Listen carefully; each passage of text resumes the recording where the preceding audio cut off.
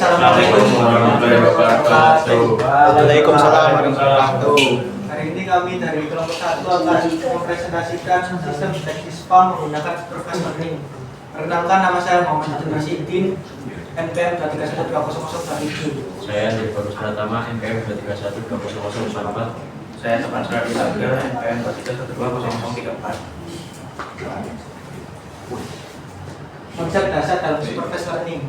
Supervised learning merupakan salah satu pendekatan utama dalam pembelajaran mesin yang bekerja dengan memanfaatkan pasangan data input dan label output sebagai dasar proses pembelajaran. Pada pendekatan ini, model dilatih menggunakan contoh data berlabel sehingga mampu mengenali pola dan hubungan antar variabel untuk menghasilkan prediksi yang akurat. Pembelajaran mesin dan menjadi landasan bagi berbagai metode klasifikasi dan regresi. Tugas dalam supervised learning ada dua, yaitu klasifikasi dan regresi. Klasifikasi merupakan tugas yang bertujuan untuk mengelompokkan data ke dalam kelas atau kategori tertentu. Pendekatan ini banyak digunakan pada berbagai bidang seperti klasifikasi dokumen, deteksi spam, identifikasi objek, dan lain-lain. Algoritma yang umum digunakan dalam klasifikasi meliputi Naive Bayes, K-nearest network, super vector machine, decision tree, random forest, dan berbagai model jaringan saraf tiruan. Setiap algoritma memiliki karakteristik, asumsi, serta performa yang berbeda bergantung pada struktur data, jumlah, fitur, dan kompleksitas hubungan antar variabel. Regresi sendiri merupakan tugas dalam supervised learning yang digunakan untuk memprediksi nilai numerik berdasarkan pola hubungan antar variabel. Model dasar seperti linear regression dan polynomial regression sering digunakan untuk mempelajari hubungan linear maupun non-linear dalam data. Mekanisme regresi dijelaskan melalui proses minimisasi error antara nilai prediksi dan nilai sebenarnya menggunakan fungsi kerugian tertentu. Contoh penerapan regresi mencakup prediksi harga rumah, analisis risiko keuangan, perkiraan permintaan, hingga estimasi nilai kuantitatif lainnya. Di sini ada beberapa Yang pertama ada Canary-Snake-Bird. Canary-Snake-Bird mengklasifikasikan sebuah data berdasarkan KNN berdasarkan jarak tertentu. Algoritma ini bersifat non-parametrik dan bekerja optimal pada data dengan struktur ruang yang jelas. Dalam studi klasifikasi teks, KNN digunakan sebagai pembanding performa beberapa algoritma lainnya. 2. Naive Bayes. Naive Bayes merupakan metode probabilistik yang menggunakan teorema Bayes dengan asumsi independensi antar fitur. Efisiensi komputasi membuat algoritma ini sangat populer pada data berdimensi tinggi seperti teks. Tinjauan literatur menunjukkan bahwa metode ini termasuk yang paling banyak digunakan dalam penelitian klasifikasi. 3. Super vector machine. Super vector machine bekerja dengan mencari hyperplane yang memaksimalkan margin antara kelas. Algoritma ini efektif digunakan pada data berdimensi tinggi seperti data teks. Variasi metode seperti SVM, HR juga digunakan untuk meningkatkan performa yang klasifikasi. Catatan teori klasifikasi menjelaskan konsep margin, hyperplane, dan pemisahan linear sebagai inti metode SVM. 4. Decision tree and random forest. Decision tree membuat model berdasarkan aturan pemisahan data menggunakan fitur tertentu. Random forest membangun kumpulan decision tree yang digabungkan untuk meningkatkan kestabilan prediksi. Kedua metode ini termasuk dalam algoritma klasifikasi yang sering digunakan dalam penelitian empiris. Evaluasi model dalam supervised learning.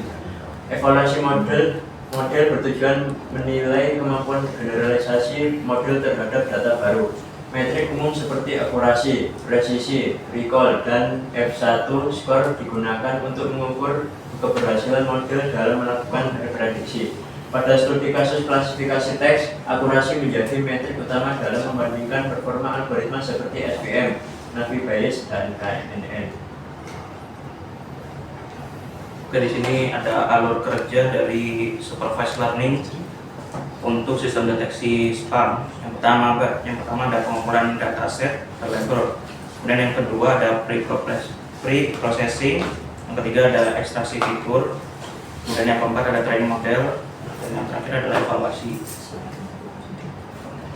Nah, untuk yang pertama kita akan mengklasifikasikan untuk pengumpulan datanya. Nah, di sini ada data berlabel untuk spam. Yang pertama isi email dan labelnya. Di supervised learning bekerja dengan belajar dari contoh yang sudah diberi label. Pada kasus deteksi spam, labelnya adalah spam dan ham. Ham ini bukan spam.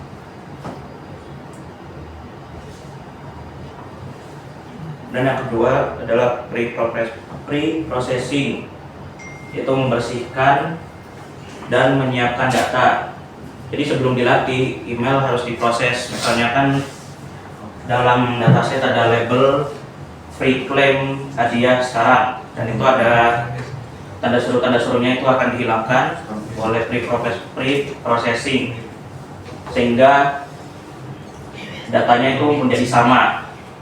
Itu sebelum dilatih memang diproses, diubah ke huruf kecil, buang tanda baca, buang stop word, kemudian tokenisasi, streaming, lemmatization, dan normalisasi URL atau email.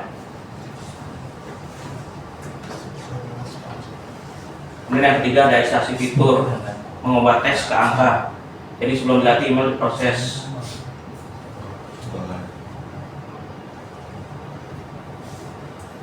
Kemudian yang keempat ada training model. Jadi training model menggunakan perhitungan net bias. Pertama teks dilabelkan, kemudian kita hitung totalnya. Misalnya spam, di situ ada 3 spam, kemudian untuk hamnya ada 3. Jadi probability-nya sama besar. Kemudian kita memasukkan ke rumus jika spam sama dengan jumlah spam per total dokumen. Kemudian untuk hamnya jumlah ham per total dokumen. Nah, jadi kan untuk spam 3/6 sama dengan 0,5, sama seperti hamnya 0,5.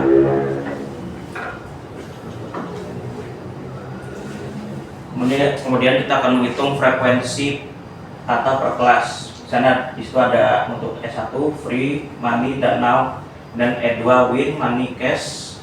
Kemudian ada yang kelima free, cash, dan now. Jadi total kata spamnya ada 2 tambah 2 tambah 2 tambah 2 tambah 1. Jadi totalnya 9 kata yang ada di kelompok spam.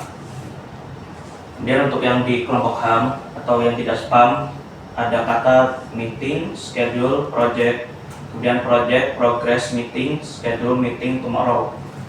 Dan total kata hamnya ada 3 plus 2 plus 2 plus 1 plus 1 sama dengan 9. Jadi totalnya sama dengan di kelompok spam. Kemudian kita akan menghitung total katanya. Misalnya karena vocab gabungannya ada banyak, kata digunakan smoothing. Ini untuk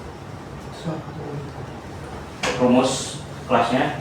Jadi semua kata uniknya kan ada free, now, win, cash, meeting, schedule, project, progress, tomorrow. Jadi totalnya ada 10 kata unik. Kemudian untuk kita akan mengklasifikasi apakah email ini email baru atau enggak. Apakah email ini spam atau bukan. Kita menggunakan email baru. Misalnya kita ada email free cash now. Kita masukkan ke rumus ini.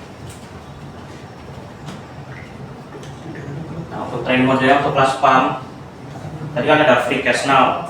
Kemudian untuk rumus free sama dengan spam, berarti 2 plus 1 sama dengan 9 plus 10. Jadi artinya sama dengan 3/19.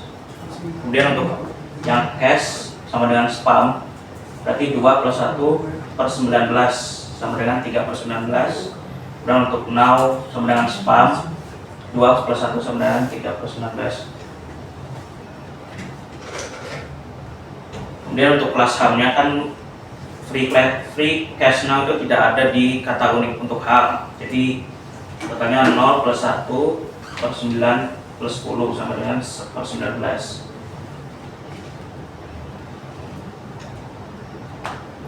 Nah, kita akan hitung total probabilitas untuk spam. Jadi 3/19 pangkat 3 dikalikan dengan 0,5. Jadi hasilnya 0,00394. Ini untuk perbandingan probabilitas antara email spam dan email ham. Jadi bisa kita simpulkan bahwa email free cash now diklasifikasikan sebagai spam karena probabilitasnya lebih tinggi daripada ham.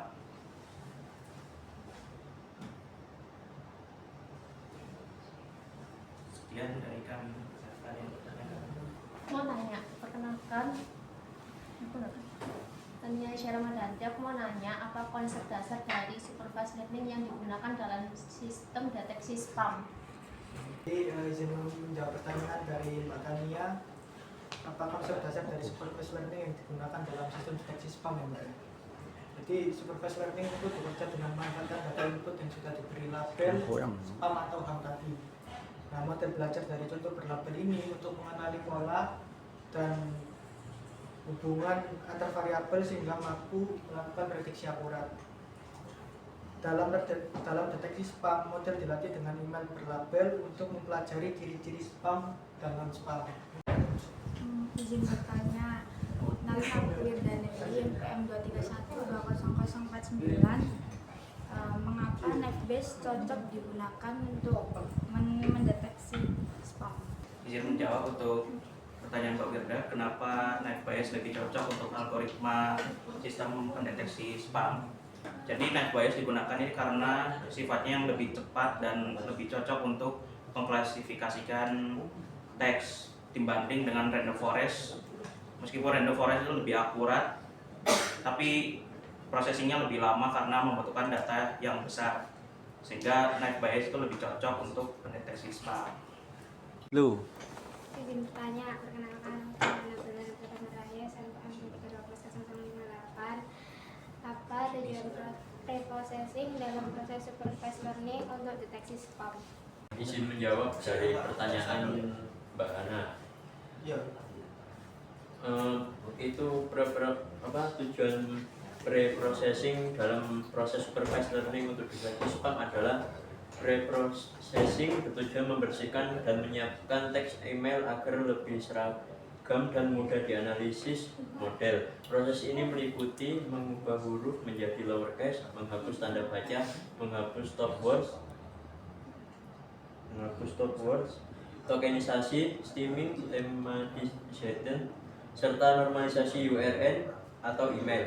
Hasilnya membuat fitur lebih konsisten sehingga meningkatkan akurasi model. Sekian presentasi dari kelompok kami. Jika ada salah kata mohon maaf. Wassalamualaikum warahmatullahi wabarakatuh. Waalaikumsalam.